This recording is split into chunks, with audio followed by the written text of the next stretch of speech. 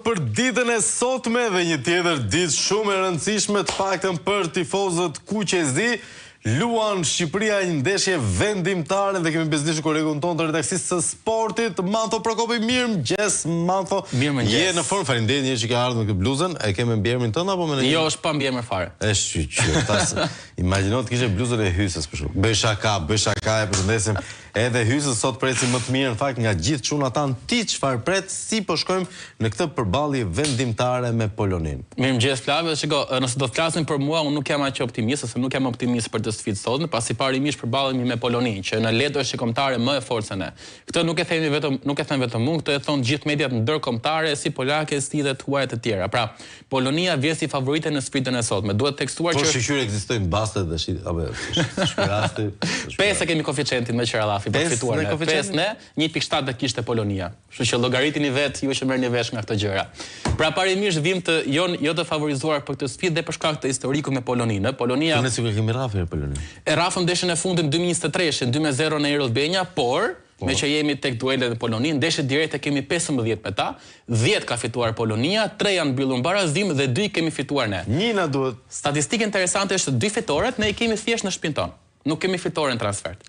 Dhe kjo ndeshje luhet. Sot ne luajmë në transfert në Varshavë, ku janë rreth me një kapacitet për 60.000 tifozësh, ku nga këto 57.000, 56.000 pritet të jenë në favor të polakëve. Vetëm 3.000 bileta janë në dispozicion të tifozëve shqiptarë, që këto bileta sipas Federatës Shqiptare të Futbollit janë të gjitha të ezauruara, u shpërndan me short, kështu që sot do të kemi 3.000 tifozë shqiptar në stadium, ku 57.000 tjerë normalisht do të jenë tifoz polak, ku nga këshilla që kanë ardhur nga autoritetet polake, shumica prej tyre pritet të jenë ultras, huligan, pra rezervon edhe probleme ditën e sotme në stadium. Ka pasur dhe këshilla. Jo nga këta që vinë bëjnë pushime në Shqipëri domethënë. Jo nga këta që vinë bëjnë pushime në Shqipëri, pra ka pasur dhe këshilla për tifozët shqiptar që ajo që më bëri më shumë përshtypje ishte fakti që mundoni shmangni simbolet shqiptare jashtë stadiumit. Sepse mund të ketë shumë huligan polak që... Dgjoj, më fal, Manto, një ndërprerje këtu. A mos është bërë pak e bezdishme dhe, me thënë drejtën, po na shpifet pak e historia që i bezdisin këta simbolet shqiptare shumë njerëz nëpër Europë. Në Serbi mund ta shohim edhe atë videon të mërshme të Serbisë, po flas edhe kur luajti këtu Serbia, jo simbolet Kosovës, jo simbolet Shqipërisë, aman, derman, kujdet. Çfarë problemi kanë me simbolet tona vëlla?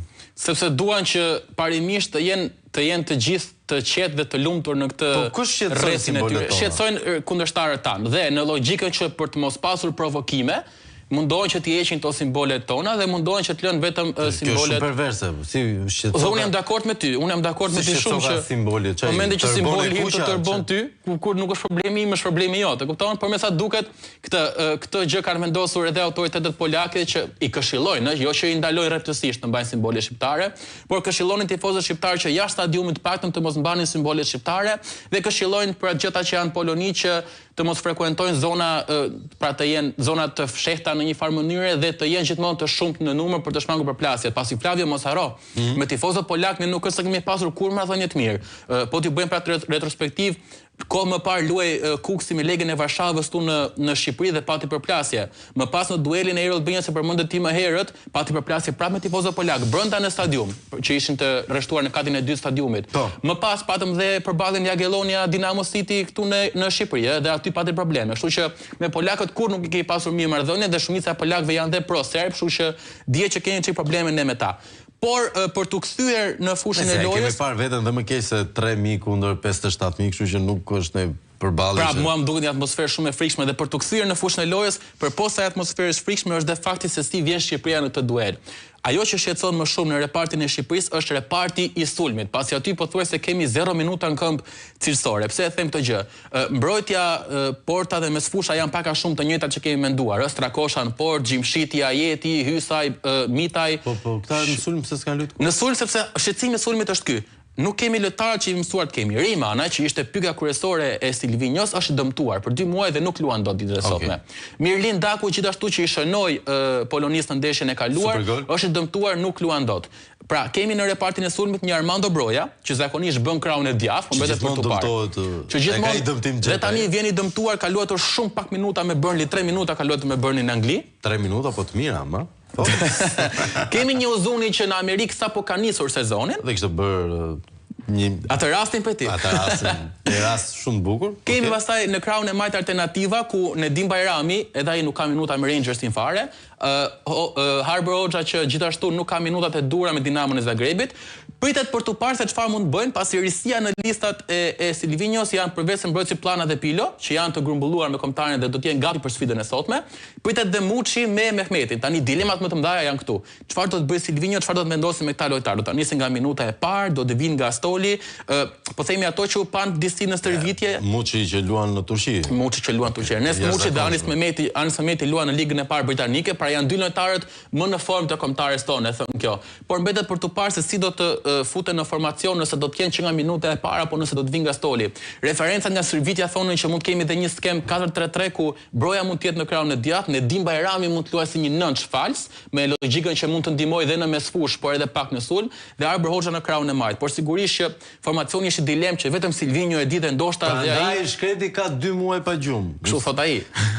Sigurisht që nuk e besojmë se është fizikisht e pamundur, por kështu që dilemat e mëdha ai ka Silvinjo për formacionin dhe nuk ka faj, pasi është sulmi ai që shqetëson më shumë. Kurse thash, mbrojtja, porta dhe mesfusha janë pak a shumë të njëjtë. Megjithatë, Flavë duhet theksuar që ditën e sotme 3 lojtarë janë lënë tribun për duelin e sotëm. Është Yasir Hasani, ai që ka shënuar super golin e Polonit, po Hasani ka këtë kleçkën që nuk ka luajtur në Iran fare pasi është lufta.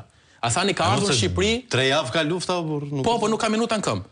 Është pa minuta. Para 3 javë ç'a bënte? Nuk është se ka qenë, pastaj kampionati i Iranit nuk është në një cilësi aq e lartë sa Hasani, për të thënë vërtet në ka humbur vend titullarit me kohë në Shqipëri, te kombëtarja jon. Ka informacione që ka pasur debate me Silvinjon kohë më parë, se nuk luante, prandaj është futur Broja në krahun e djathtë. Pra Hasani është lënë në tribun, Gripshi është lënë në tribun që aktivizohet me Rubin Kazanin dhe ky mund të ishte alternativë për krahun dhe mbrojtësi Caka. Kështu që janë tre lojtarë që janë lënë në tribun dhe nuk do të jenë ditën e sotme. Nga krahu tjetër pastaj Plana dhe Pilo Spikasen që janë risi në listën e kombëtarëve, janë thirrur për herë të parë të dy mbrojtës që e njohin disi edhe Polonin, kështu që mbetet për të parë çfarë do mund të bëjë kombëtarja jon. Nuk shihemi as pak si favorit. Le të shpresojmë të mrekullia. Do ketë ndeshje kthimi për këtë? Jo, kjo është e vetmja ndeshje që zhvillohet si finale. Kjo është gjysmëfinalja e parë play-off, që do thotë do të luajmë. S'kemi shanse më? Ndeshja shkon si një finale botërori. Në rast se mbas 90 minutash ne dalim në barazim, do të shkojë në kohën shtesë dhe në rast se as koha shtesë nuk e zgjidh, do të shkojmë në 11 metersha. Pra është gjysmëfinalja e play-offit.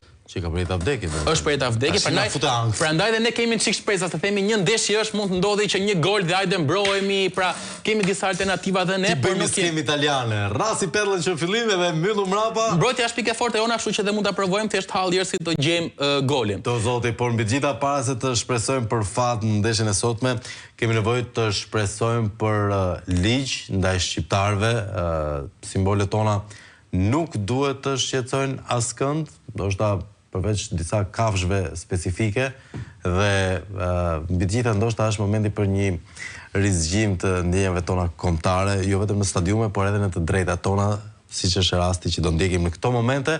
Dhe me këtë video do mbyllim. Faleminderit shumë që ishe me mua. Kënaqësi. Do e riflasim këtë, ndoshta nesër nëse ndodh mrekullia, përndryshe do bëjmë sikur s'ka ndodhur, por nuk bëjmë dot sikur s'ka ndodhur ky incident me shqiptarët në Serbi.